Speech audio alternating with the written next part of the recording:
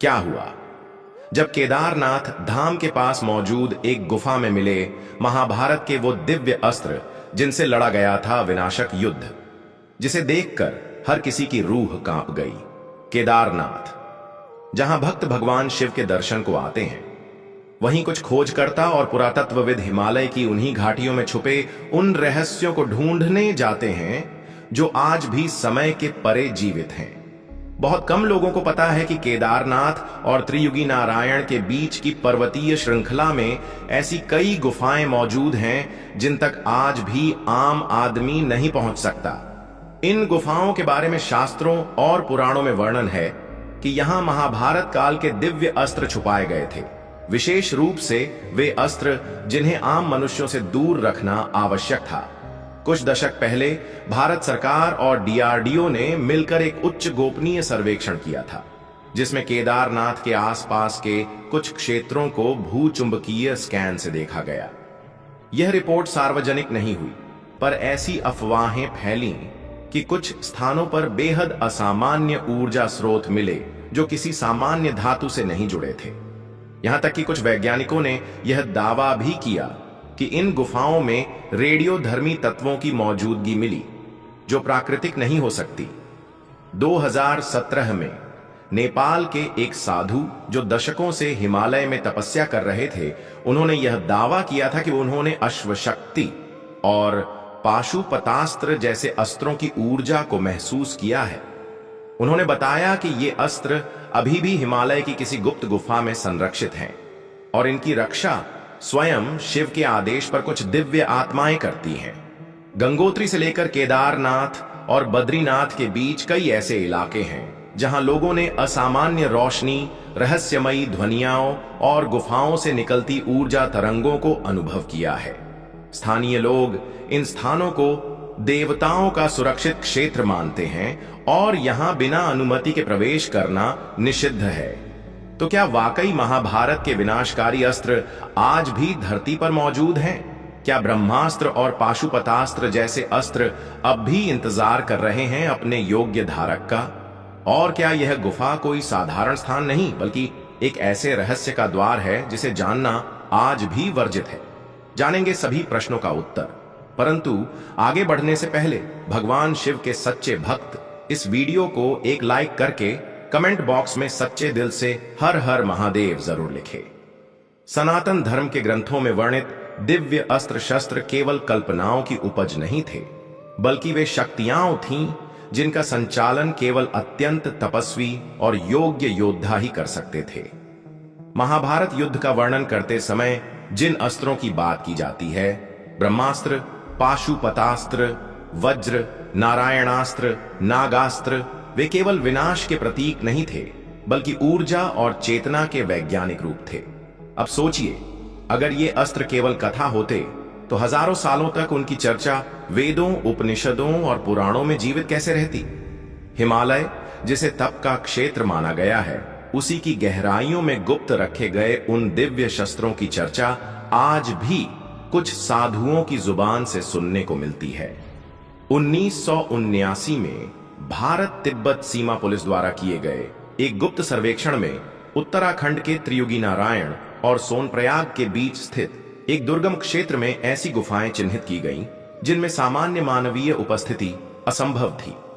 इन गुफाओं के भीतर ऐसी धातुएं मिली जिनकी संरचना अब तक झांत किसी भी मानव निर्मित अस्त्र से मेल नहीं खाती। एक साधु, जिन्हें लोग भैरवनाथ बाबा के नाम से जानते हैं, उन्होंने एक बार बताया कि उन्होंने 12 वर्ष की कठिन साधना के बाद एक ऐसे द्वार के दर्शन किए जो सामान्य पत्थर की दीवार नहीं, बल्कि किसी अन्य आयाम का प्रवेश द्वार प्रतीत होता था। उनके अनुसार उस गुफा में पहुंचते ही शरीर का तापमान तेजी से गिरने लगता है, कानों में अजीब सी गूंजती हुई ध्वनि सुनाई देती है और पूरे शरीर में झंझनाहट दौड़ जाती है।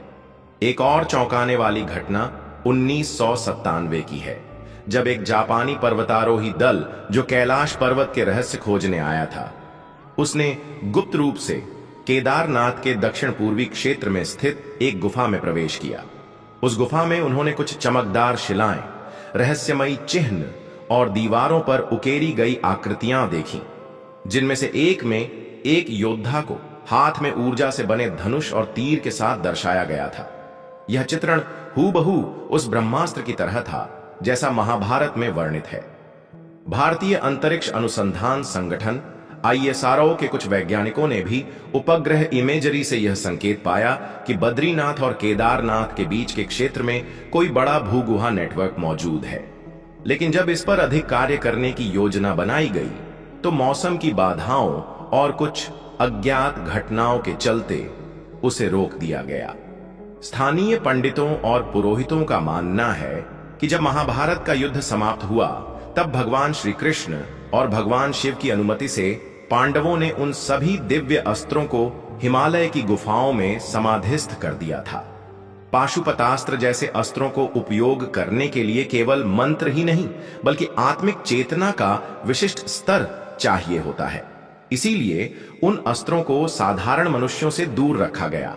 2012 में एक दिलचस्प घटना घटी जब एक युवा योगी ने बताया कि उसने ध्यानावस्था में एक ऐसे स्थान का दर्शन किया जहां तेजस्वी रोशनी में कुछ मंत्रोच्चारण गूंज रहे थे और बीच में एक शिला पर रखे थे 3 दिव्य अस्त्र, जिनमें से एक से लगातार गर्मी निकल रही थी, एक से बर्फ सी ठंडक और तीसरे से कंपन। बाद में जब उस योगी को वहां ले जाने की कोशिश की गई तो रास्ता ही अदृश्य हो गया।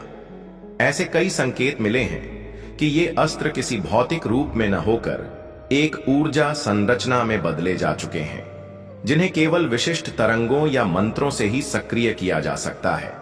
और यही कारण है कि इन गुफाओं की रक्षा आज भी कोई साधारण संरचना नहीं कर रही, बल्कि दिव्य चेतनाएं स्वयं भगवान शिव के आदेश से इन रहस्यों की रक्षा कर रही हैं।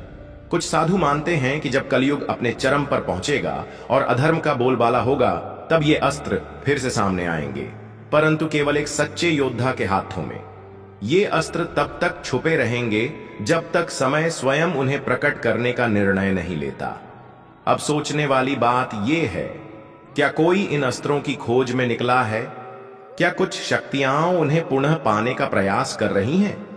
और क्या आज भी हिमालय की किसी गुफा में ब्रह्मास्त्र, पाशुपतास्त्र जैसे दिव्य शस्त्र शांत अवस्था में हैं? या उनका कंपन आज भी हमारे वातावरण को प्रभावित कर रहा है? इस रहस्य का उत्तर किसी एक के पास नहीं, परंतु संकेत चारों ओर बिखरे हैं। और जो लोग इन संकेतों को समझते हैं वे जानते हैं ये कोई पुरानी कथा नहीं बल्कि भविष्य की गूंज है। केदारनाथ धाम के ऊंचे शिखरों और गगनचुंबी चट्टानों के बीच वो रहस्य आज भी छिपा है, जिसे समझने की कोशिश करते हुए न जाने कितने साधक अपने जीवन को त्याग चुके हैं।